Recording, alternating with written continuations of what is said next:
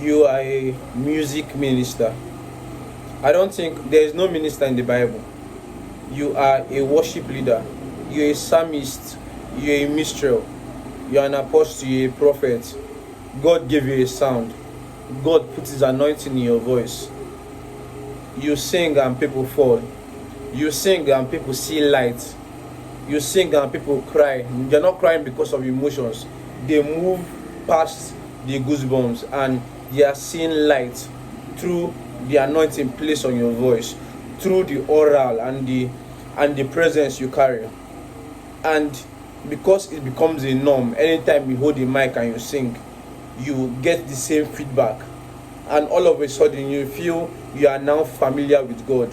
I tell you the truth, that is the beginning of the downfall of your ministry. Don't ever get familiar with God. As a worship minstrel, don't ever get familiar with God.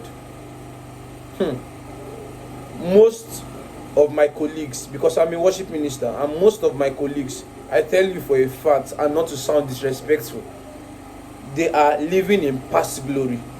They are living in past anointing. And the God I know move in different ways. At every level you meet him, there's a level of anointing. There's a level of insight you get in God. But most of my colleagues now are living in past glory, and that is very deadly. We are in the last days and we are the end time army. We are going to be sounding the shofars in the end time, irrespective of what is happening in this earth. And one of the things that will break the shofars of our announcement is us getting familiar with God.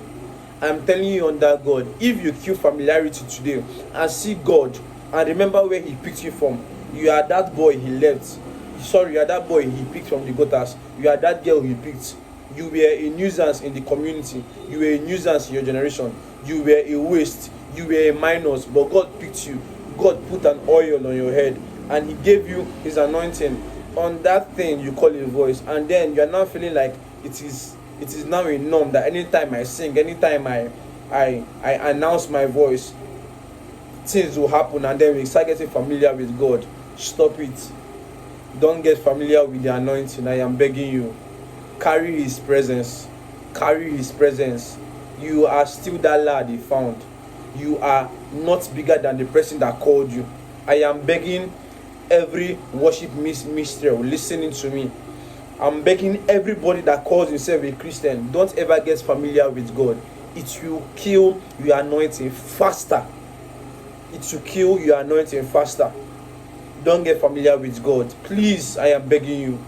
I am begging you. I am deliberate not to mention Bible references. I don't want to sound religious. I am telling you, don't get familiar with God. God is using us in each generation, and you are in the last days. We don't have to get familiar to what is happening. Thank you.